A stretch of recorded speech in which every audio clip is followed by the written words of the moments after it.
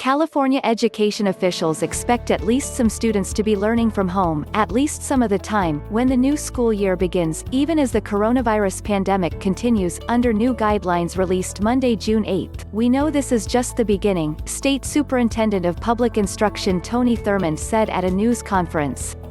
"The guidance sets the bar high, safety first." California's 1,037 public school districts have been closed since mid-March, with districts providing distance learning options, including online education or having students pick up printouts to work on at home.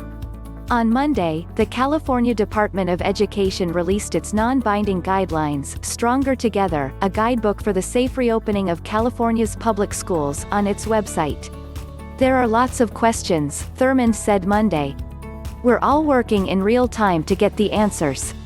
The initial version of the guidelines envisions many students continuing to do distance learning at least part of the time and be on campus either a few days a week or every other week.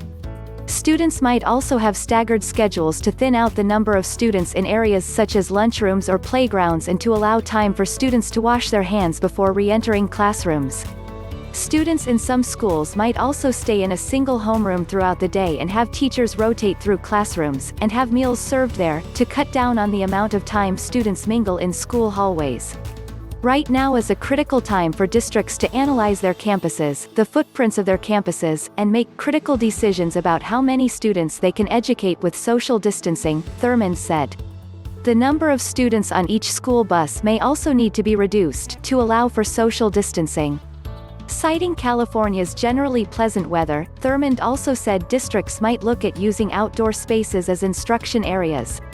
Not every class can be taught equally well remotely. The guidelines cite the often hands-on career technical education classes, which teach practical job skills to high school students. The guidelines note that school closures had a larger impact on special education and students whose families don't speak English at home, and recommends that districts provide extra support for them. Working parents may also not be able to leave students at home alone doing distance learning. "We know that many students need to be in class," Thurmond said. "But challenges remain," he said. "Educators have to figure how to measure student achievement when some students are learning from home.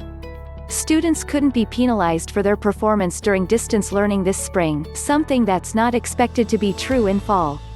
Also, Thurmond said, "It's important to close the digital divide and make sure all students have access to a computing device at home."